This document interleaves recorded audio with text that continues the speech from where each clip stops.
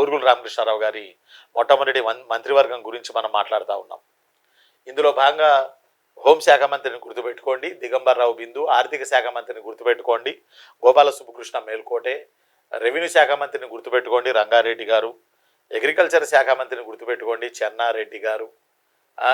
ఆ తర్వాత ఇంకా మనం గుర్తుపెట్టుకోవాల్సింది Mehdi Nawaz Jung, public works and ప్రజారోగ్యం and medical human health. Mehdi Nawaz Jung ఒకే ఒక ముస్లిం కనబడుతున్నాడు మనకి ఇక్కడ.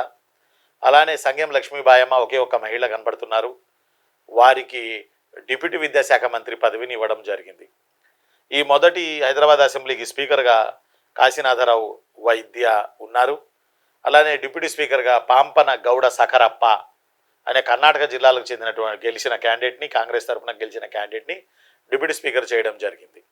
ఇక ప్రధాన ప్రతిపక్షం పీడీఎఫ్ కనుక, పీడీఎఫ్ తరఫున ప్రధాన ప్రతిపక్ష నాయకుడిగా పనిచేసింది మొదటి సాధారణ ఎన్నికల తర్వాత హైదరాబాద్ అసెంబ్లీకి వీడి దేశపాండే అనే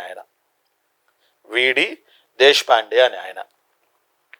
గుర్తుపెట్టుకోండి, చాలా చాలా ఇంపార్టెంట్ పోటీ పరీక్షలకు సంబంధించి.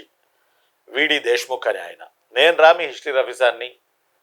మనం బూరుగుల రామకృష్ణారావు గారి మంత్రివర్గం గురించి మనం మాట్లాడుతూ ఉన్నాం.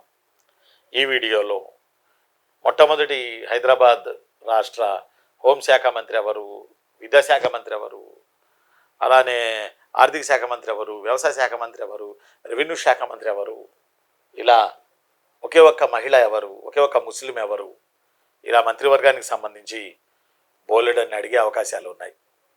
కనుక ఇవన్నీ మీరు నోట్ చేసుకోండి జాగ్రత్తగా. ఇవన్నీ కూడా మనకి ఇంపార్టెంట్ పోటీ పరీక్షల సందర్భంగా.